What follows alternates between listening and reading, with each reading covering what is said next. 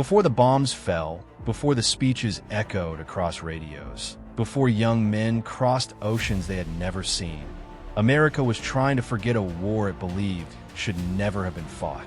In the late 1930s, the United States was not a nation preparing for global conflict. It was a nation trying to survive its own past.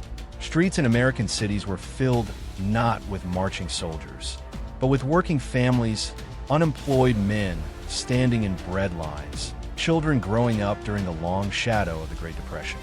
Factories that once roared during World War I now stood quieter, repurposed for civilian goods, or shut down entirely. Farms struggled, banks had failed, trust in institutions had been shaken, and across kitchen tables, in barbershops, and on front porches, Americans asked the same question again and again. Why should we ever fight another war overseas? It was a question born from memory. Just 2 decades earlier, the United States had entered World War I under the promise that it would be the war to end all wars. Over 116,000 Americans never came home. Millions more returned wounded, broken, or disillusioned. And yet, when the war ended, the world did not become safer. Instead, it became more bitter, more unstable, and more divided. So as the 1930s unfolded, America turned inward. The average American family in 1938 was not thinking about Hitler or Japan or the fate of Europe.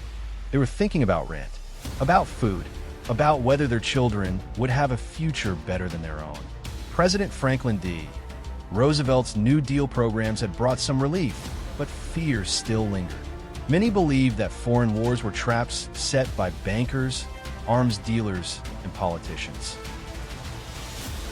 This belief wasn't fringe, it was mainstream. Congress reflected this mood. Between 1935 and 1937, the United States passed a series of neutrality acts designed specifically to prevent the nation from being dragged into another foreign conflict. No loans to warring nations, no arms sales, no American ships entering war zones. America was determined to stay out. But while the United States tried to close its eyes, the world was changing violently. In Germany, a defeated and humiliated nation after World War I, Adolf Hitler rose to power by exploiting economic despair and national resentment. In Italy, Benito Mussolini dreamed of rebuilding a Roman Empire. In Japan, military leaders believed expansion was the only way to secure resources and power. These were not isolated events. They were connected, feeding off global instability. And yet, for many Americans, these developments still felt distant.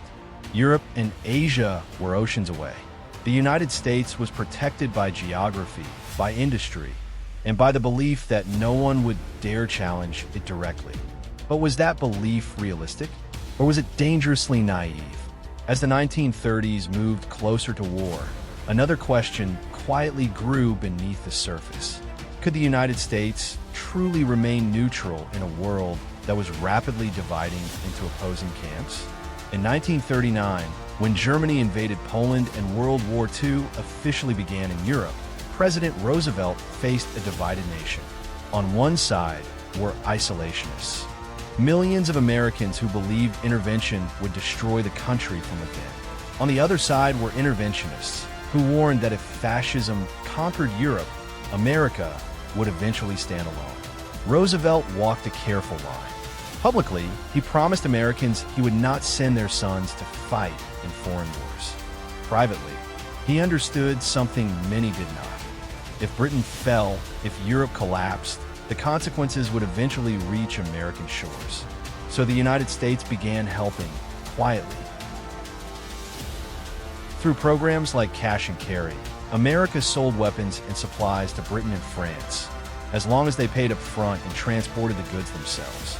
Later came Lend-Lease, a policy that transformed the United States into what Roosevelt called the arsenal of democracy. Tanks, planes, ships, food, and fuel flowed across the Atlantic. But even as American factories restarted and jobs returned, the country was still not at war. So what changed? Why did a nation so determined to stay out of global conflict suddenly mobilize millions, reshape its economy, and fight on two fronts across the world? Was it Pearl Harbor alone? Or was the path to war already laid long before the first bomb fell? To understand why the United States entered World War II, we must look not only at a single day in December, but at years of political pressure, economic interests, ideological conflict, and human fear. We must understand how America slowly moved from isolation to involvement, from neutrality to total war. Because when the United States finally entered World War II, it did not simply join a conflict. It transformed it, and in doing so, it transformed itself forever.